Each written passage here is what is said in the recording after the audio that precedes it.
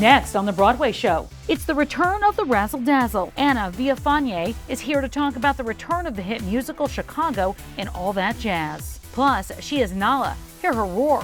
We're catching up with one of the stars of The Lion King, Adrian Walker. And we're going to get to know one of the fresh new faces of the musical based on the life and times of the Temptations. I'm Tamsen Fadal, and this is the Broadway show. It feels so good to say it. Broadway is officially back, and welcome to the Broadway show. I'm Tamsen Fadal. Well, more than half a dozen of our favorite shows have made their returns, and more are coming back this week. Anna Villafañe just stepped into the role of Roxy Hart in Broadway's longest-running musical revival, Chicago, and we are so glad this one's back. Let's go ahead and check in with Charlie Cooper. Thanks, Tamsen. Anna Villafañe will be the name on everybody's lips as she plays the iconic Roxy Hart in Chicago. We met up right outside of the Ambassador Theater. Come on, babe, why don't we paint the town? And all that jazz, I'm gonna rouge my knees and roll my stockings down. And all that jazz. So Anna, you'll be playing the iconic role of Roxy in Chicago right here at the Ambassador Theater. What does that feel like? Well, that was a very hardcore reminder right now because I'm like, oh my God, we're gonna have a real audience. It feels like a massive responsibility, and Ranking just passed away in December, so it's kind of like being the first one to play this role after her passing and also post-pandemic is just like monumental to me, so I keep that very sacred. And then it's also fun. It's also like such a female empowerment show. It's such a sexy show, but it has so much depth, and it's I'm just discovering something every day, so it's been thrilling.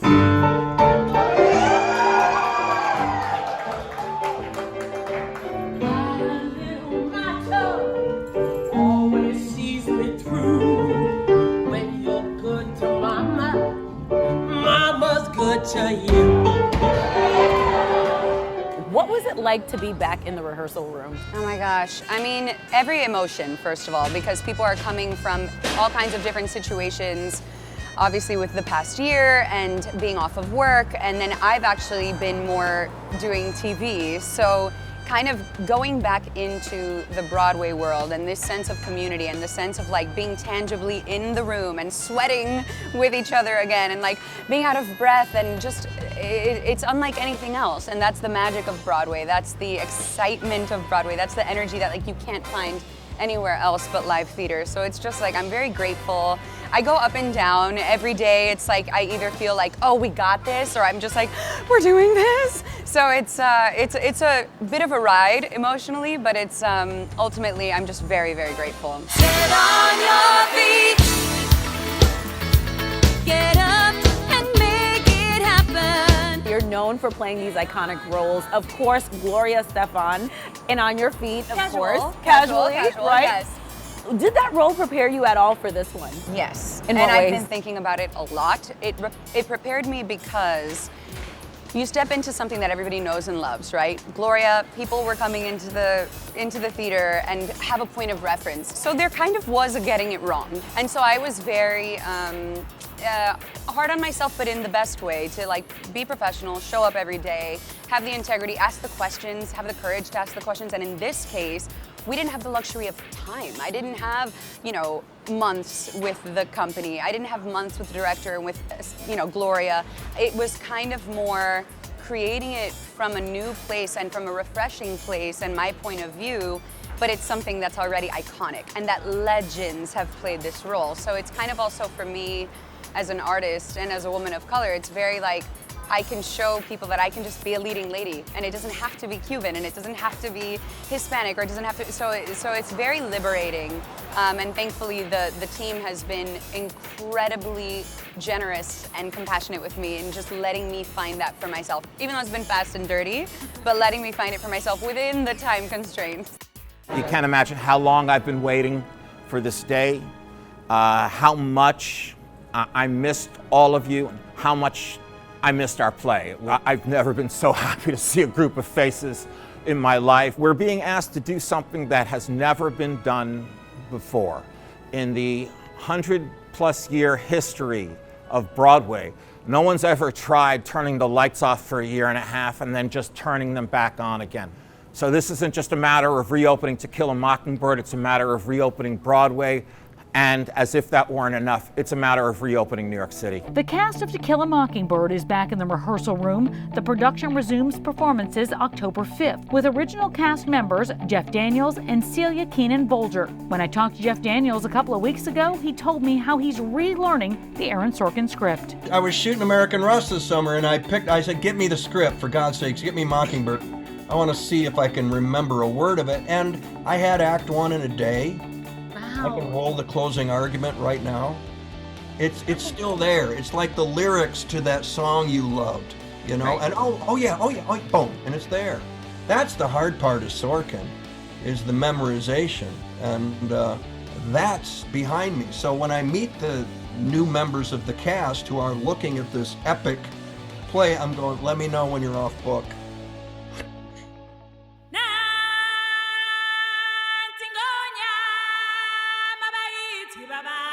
It's one of Broadway's longest running and best loved musicals. And now The Lion King returns to Broadway.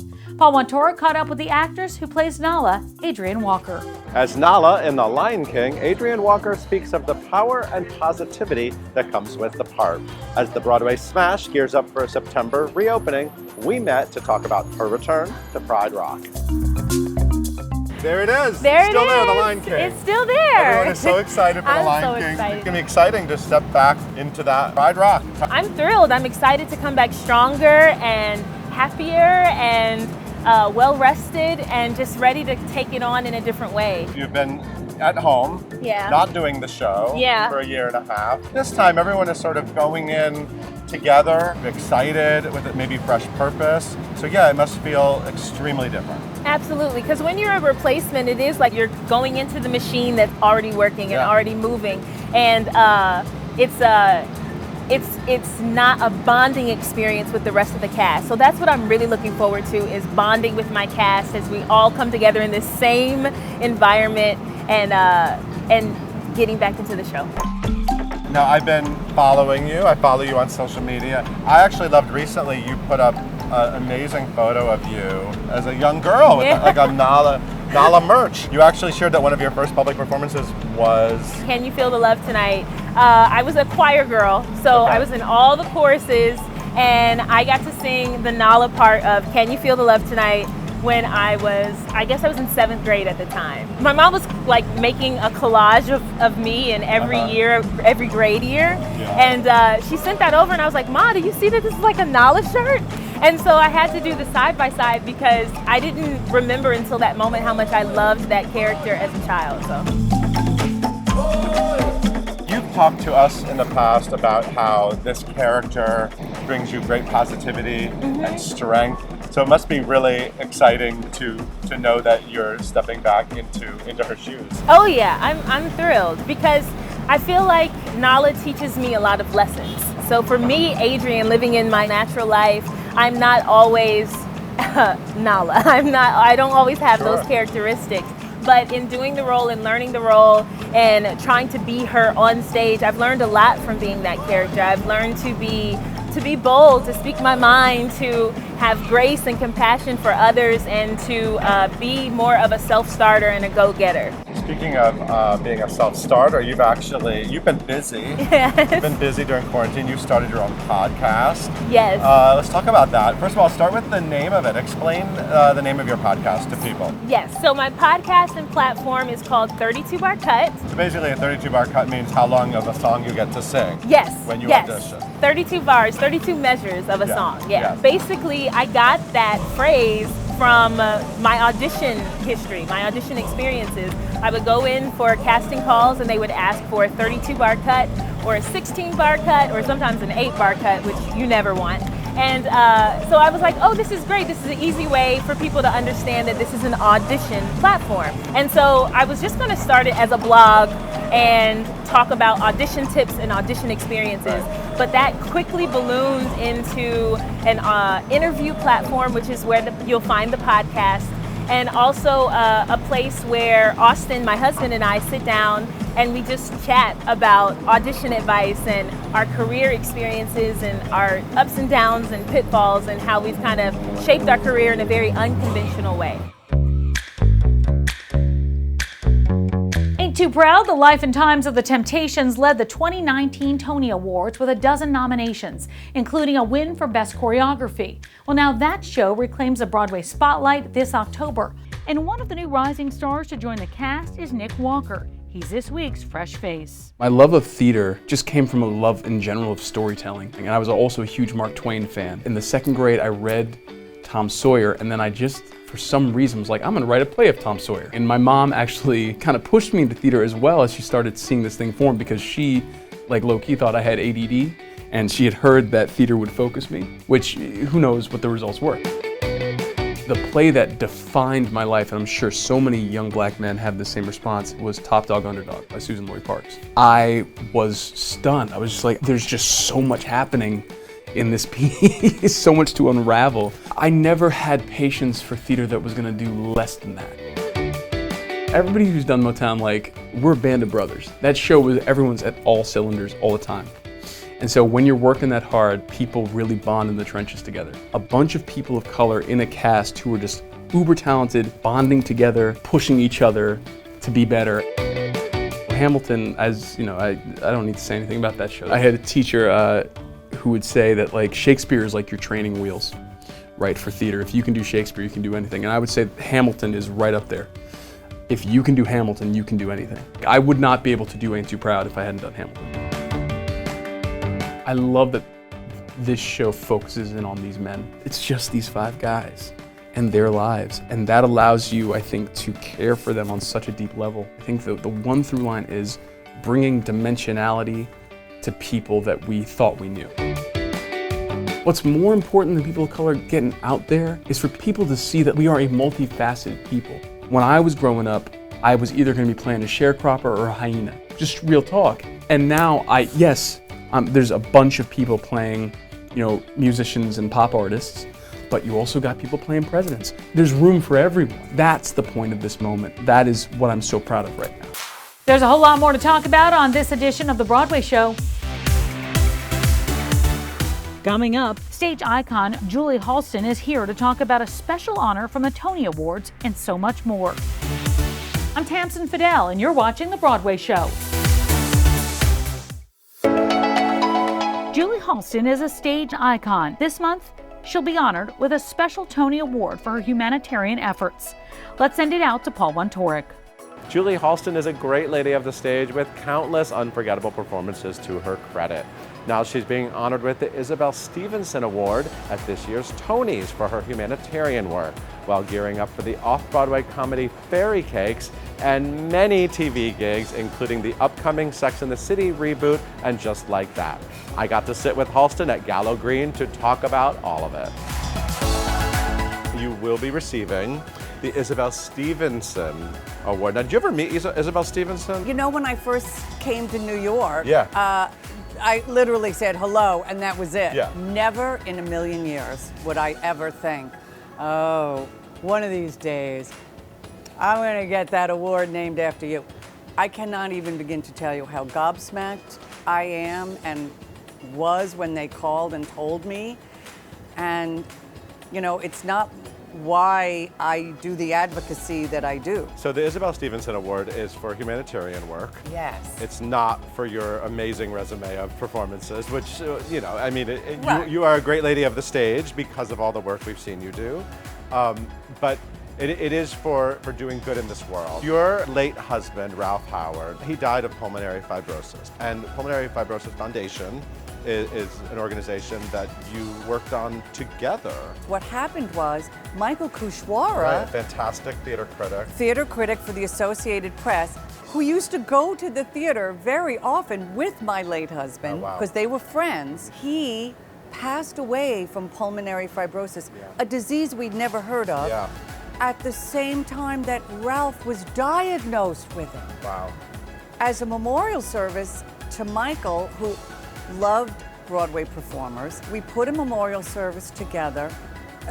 Liza Minnelli showed up, which was, hello. It was such a success that the Pulmonary Fibrosis Foundation, which helped us put it together, said maybe we should do this every year. Ralph, who really was so lucky because he received a lung transplant and it gave him an extra 8 years, he said, no, honey, we're on board now. We got to do this. This is going to help other people. And, you know, this was an amazing situation. This is a gift. So we did. I'm just so happy that we're going to be able to put a spotlight on an organization that is helping so many people. So I'm getting the Tony. And I'm just like, wait a minute. That means I'm actually going to have a Tony, like, in my home. I feel like I'm always cheering you on because you started off-Broadway. Oh, off. Off, working with Charles Busch. Yes. And so by the time you got to Broadway, for me, you were almost like this underdog I was always kind of cheering for. I was known as the Downtown Diva. Yeah. That's how people, if they ever wrote about me, I was the Downtown Diva. Roundabout Theater Company did a lot of revivals. Right. And because of Charles Busch, because we were always doing parodies of film noir and stylized. I learned how to talk fast, real fast. Yeah. Do you know what I mean? I was like, hey, cut the chin music. Suddenly that just snowballed and snowballed and snowballed. Legitimate. Became very legitimate. So suddenly people went, oh, she's Eve Arden. Not bad to be Eve Arden. That's a career, you know? Yeah. And I was like, boom.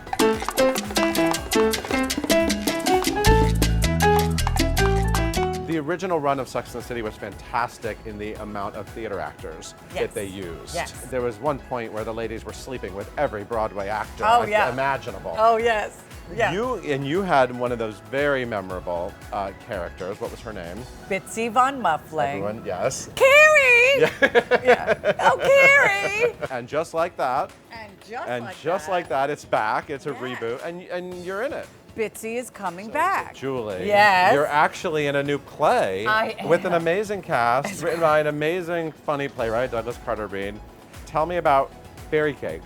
It's kind of a fractured fairy tales. Remember that? Okay, yep. It's done in verse. Oh. So it's done in verse, Okay. which, hello, am I a classical actress? Now you are. Now I am. However, it's kind of a great mashup of Shakespearean characters and Disney characters. Oh, okay. I play Titania. Yes, I believe she's the Shakespeare character. And she's a Shakespeare character, quite the diva. Yes. And Mo Rocca from CBS This Morning is playing Geppetto. Then to have Jackie Hoffman and Ann Harada playing fairies who happen to be my daughters. What is that? Right. What is happening? Right. It's from the crazy, sick mind of Douglas Carter Bean. He was telling me about this and I thought, I love you, Douglas Carter Bean, and I love your work. This sounds nuts and sounds like it could be terrible.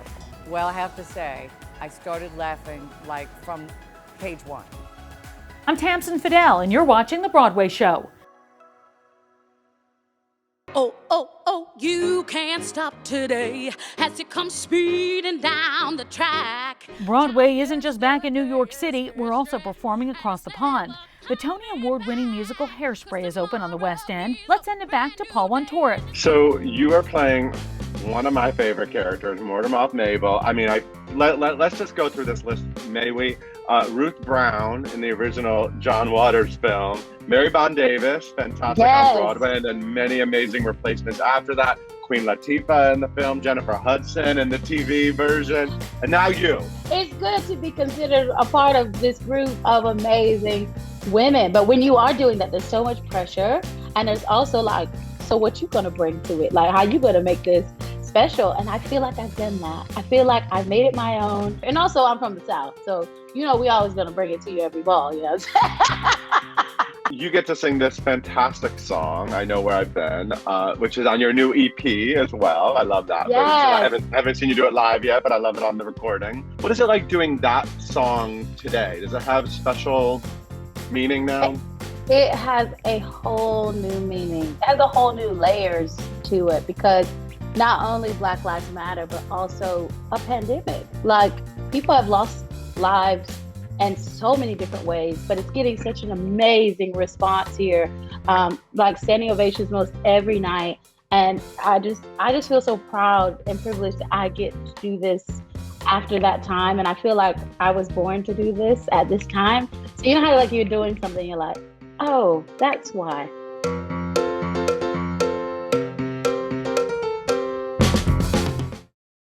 And that's going to do it for us. Until next time, I'm Tamsen Fadal, and this is The Broadway Show.